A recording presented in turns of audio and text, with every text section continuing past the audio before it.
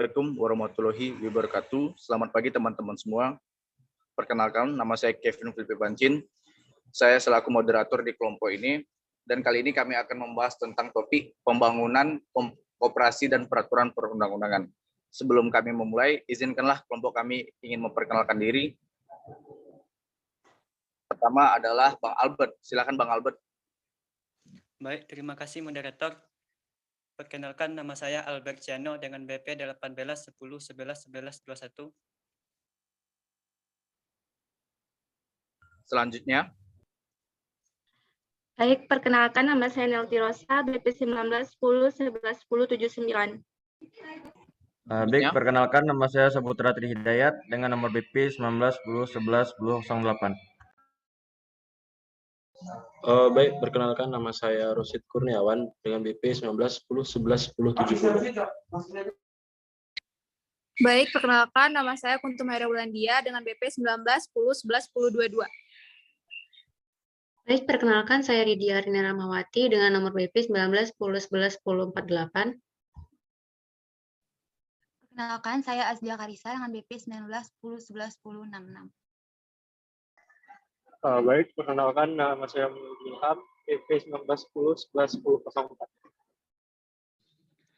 Perkenalkan saya Briandi Rahmat dengan BP 19 10 111 037.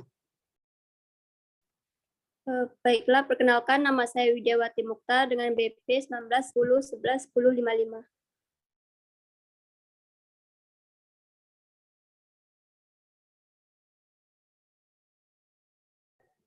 Baik, berikut dari perkenalan singkat kami. Langsung saja kita mulai pematerinya yang akan dibacakan oleh Brian. Baik, terima kasih kepada moderator. Di sini saya akan membahas tentang tantangan pengembangan koperasi, yang mana hingga saat ini karena berbagai alasan ekonomi dan non-ekonomi, koperasi pada umumnya belum dapat melaksanakan sepenuhnya prinsip koperasi sebagaimana dengan yang dicita-citakan. Sehingga koperasi sebagai badan usaha dan gerakan ekonomi rakyat belum dapat mengembangkan sepenuhnya potensi dan kemampuannya dalam memajukan perekonomian nasional dan meningkatkan kesejahteraan para anggotanya. Kedudukan dan keberadaan koperasi akan makin mantap apabila koperasi makin terintegrasi dan berperan menentukan ke dalam perekonomian nasional. Saya kembalikan kepada moderator. Baik, selanjutnya akan dibacakan oleh Putra. Baik, terima kasih moderator. Saya akan melanjutkan. Dalam kenyataannya, koperasi mesti menghadapi berbagai hambatan struktural dan sistem untuk dapat berfungsi dan berperan sebagaimana yang diharapkan. Antara lain dalam memperkukuh perekonomian rakyat sebagai dasar kekuatan dan ketahanan perekonomian nasional. Dengan demikian, yang menjadi tantangan adalah mewujudkan koperasi, baik sebagai badan usaha maupun sebagai gerakan ekonomi rakyat, agar mampu berperan secara nyata dalam kegiatan ekonomi rakyat.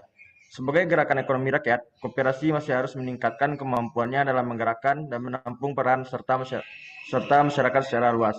Oleh karena itu, mewujudkan koperasi sebagai gerakan ekonomi rakyat yang berakar kuat dalam masyarakat juga merupakan tantangan pembangunan koperasi dalam PJP 2. Saya kembalikan ke moderator. Baik, terima kasih dari Putra atas penjelasannya, dan kali ini akan dilanjutkan oleh Saudara Rosid. Dipersilahkan.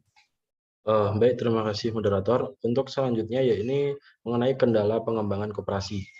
Pengalaman pembangunan koperasi dalam penyediaan jasa pembayaran telah memberikan petunjuk bahwa untuk menjawab berbagai tantangan dalam penyediaan jasa pembayaran, masih terdapat beberapa kendala yang membutuhkan perhatian dalam rangka menggariskan kebijaksanaan dan menyusun program untuk mencapai sasaran yang dikehendaki.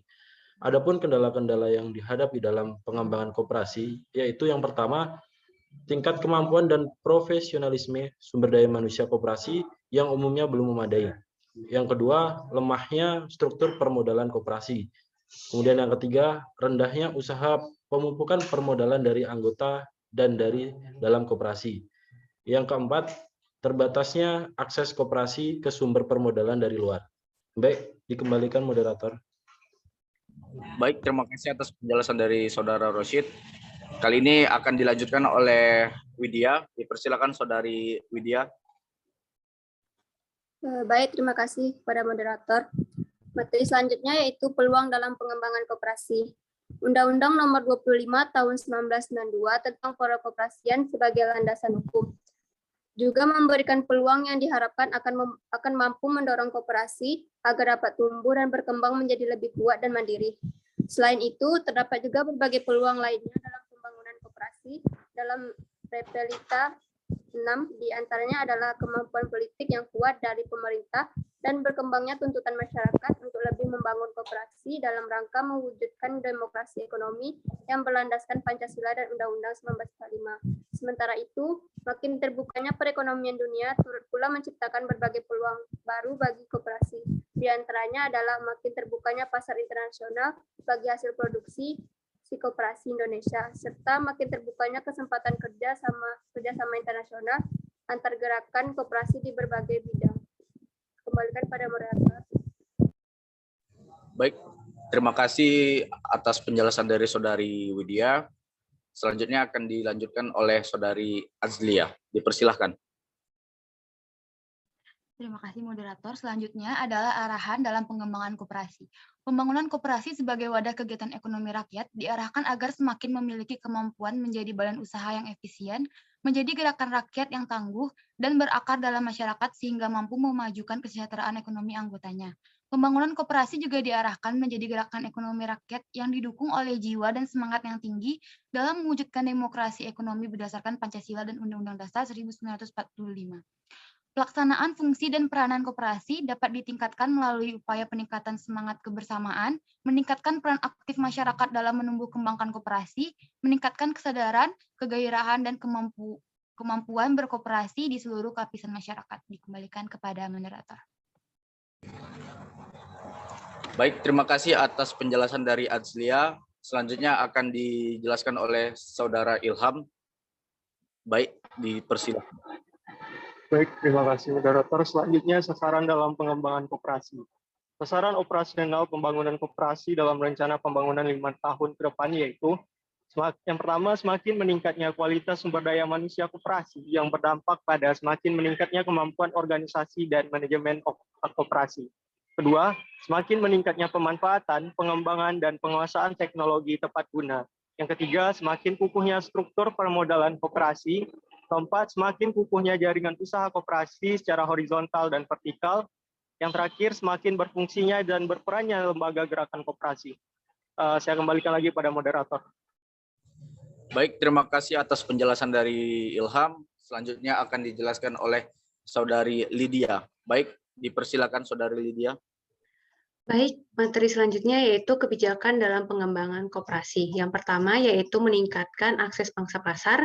Yang kedua, memperluas akses terhadap sumber permodalan, memperkukuh struktur permodalan, dan meningkatkan kemampuan pemanfaatan modal koperasi. Yang ketiga, meningkatkan kemampuan organisasi dan manajemen. Yang keempat, meningkatkan akses terhadap teknologi dan meningkatkan kemampuan memanfaatkannya.